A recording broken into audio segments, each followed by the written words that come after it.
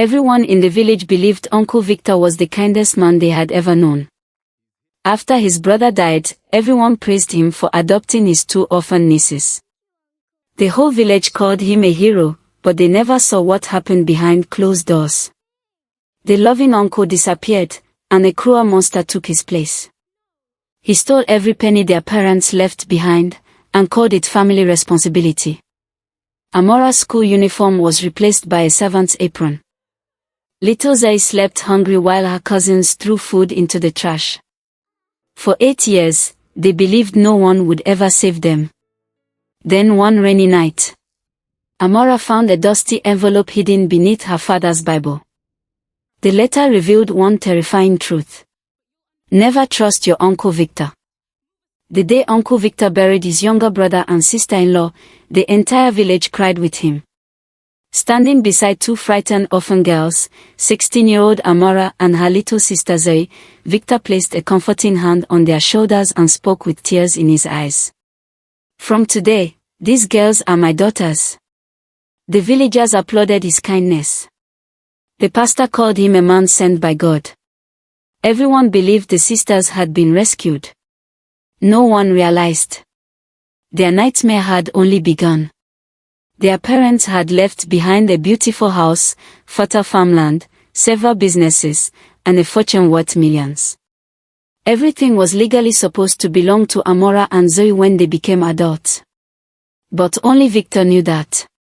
Within weeks, he quietly transferred every property into his own name using forged documents and corrupt lawyers. The girls were too young to understand. Amara only wanted to protect her little sister.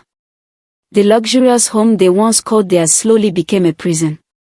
Every morning before sunrise, Victor ordered Amara to scrub floors, wash clothes, cook meals, clean bathrooms, and care for his own children. When she begged to return to school, he laughed.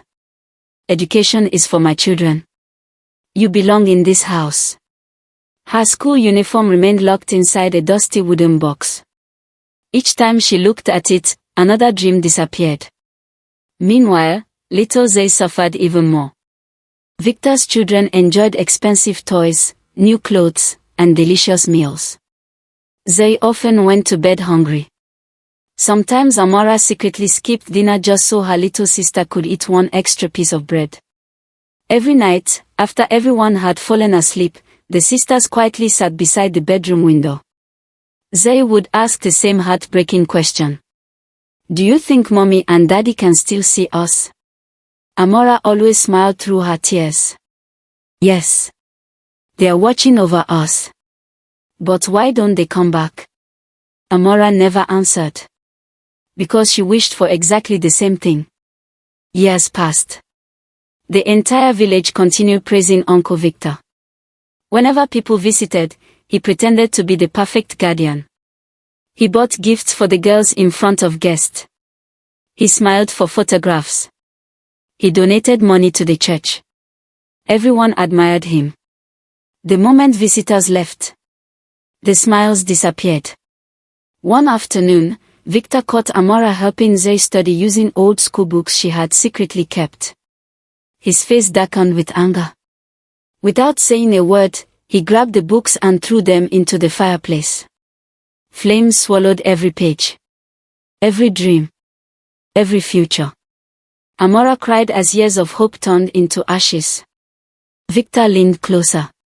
You'll never become anything. You'll spend your entire life serving this family.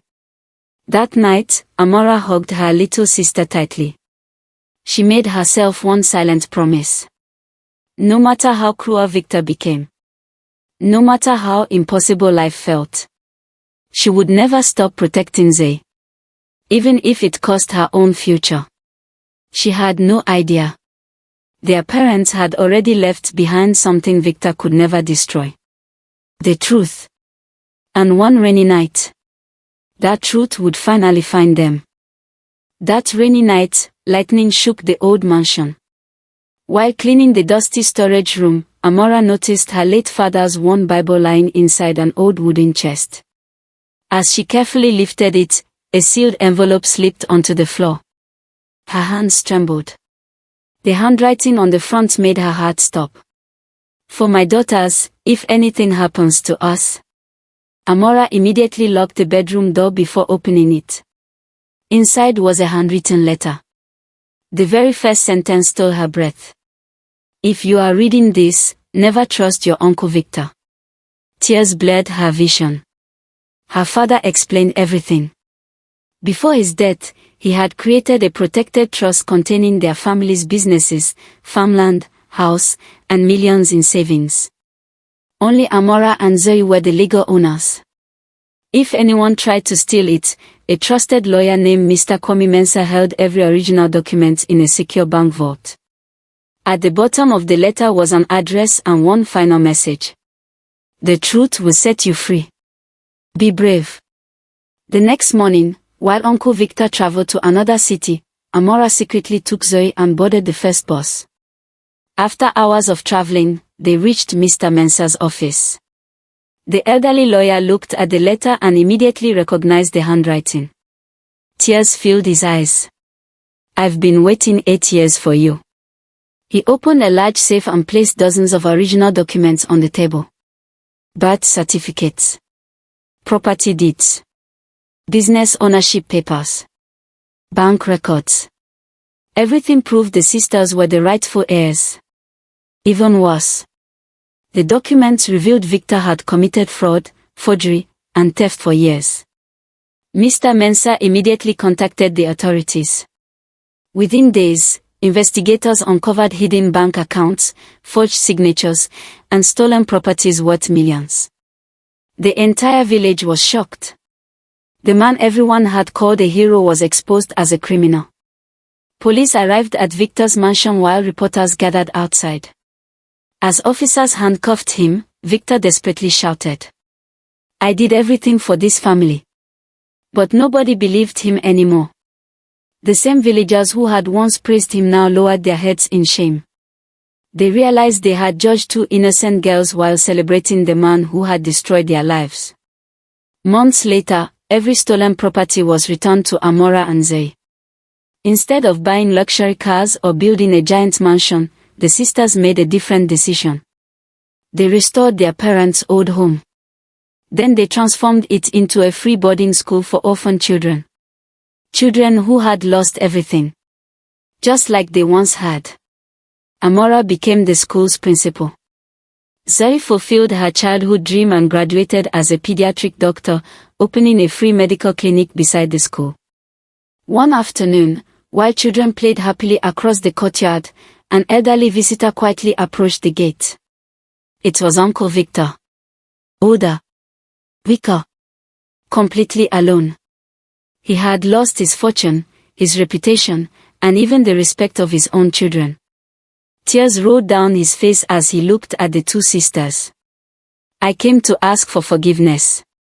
Silence filled the courtyard. After everything he had done, everyone expected Amara to turn him away. Instead, she slowly walked toward him. "You stole our childhood," she said softly. "You stole our parents' legacy. You stole years we'll never get back."